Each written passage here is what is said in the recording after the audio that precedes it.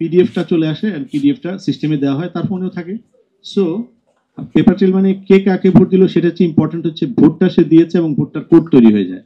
So paper trail যদি থাকে, যেটা ইভিএম, গত সরকার অনেক খারাপ কাজ করেছে কিন্তু একটা ভালো কাজ করার চেষ্টা করেছিল, যদিও উদ্দেশ্যটা সম্ভবত অ্যামাউন্ট দেখে বোঝা যাচ্ছে হাজার হাজার কোটি সেখানে ইনভলভ ছিল, 100 কোটি হইলে হতো, সেটা ছিল ইভিএম।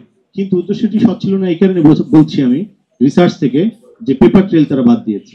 পেপার ট্রেল করা ইজি ছিল, আমি ভোট দিয়েছি একটা শীট বেরিয়ে যাবে, সেটা আমার কাছে আসবে না, এবং ওখানে যদি কোনো সমস্যা হয় স্থগিত হবে এবং এটা আবার অ্যাকাউন্টে চলে যাবে, তাই না? That's all.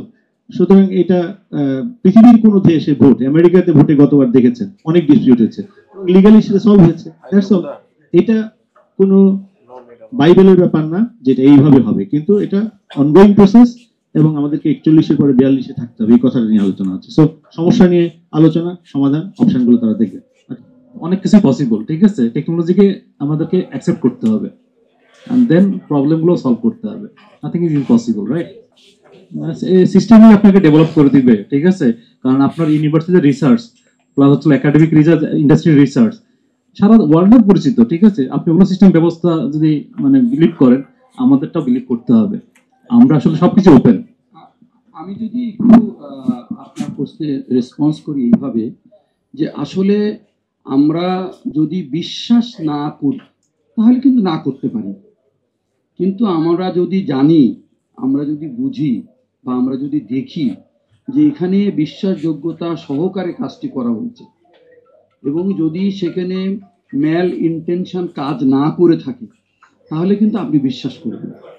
আমাদেরকে বিশ্বাসযোগ্য সোর্সগুলো বের করতে হবে এবং যারা এই কাজে দক্ষ, অভিজ্ঞ, যোগ্য তাদেরকে ইনভলভ করতে হবে, যেটা আমরা হয়তো অনেক সময় করিনি, যে কারণে আমাদের মাঝে এত অবিশ্বাস, এত দোলাচলা, তাই না?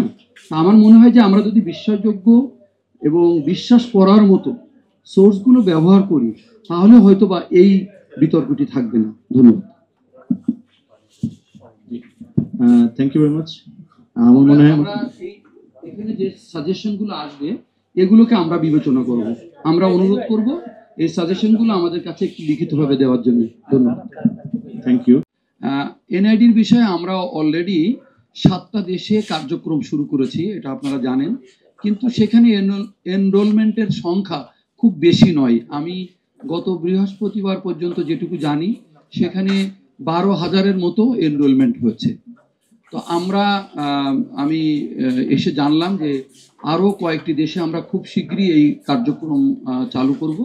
আপনি জানেন যে ভোট দিতে হলে এনআইডি লাগবে, তো আজকের আলোচনায় তো এগুলো এসছে, সেজন্য আর আমি এইটা রিপিট না করি। আর আপনার বিষয়ে আমার যেটা বক্তব্য, যেহেতু এটা সরাসরি আমার যে কর্মকাণ্ড, আমার যে পরিধি তার অন্তর্ভুক্ত নয়, কিন্তু আপনার এই দাবিটি খুবই যৌক্তিক এবং খুবই গুরুত্বপূর্ণ।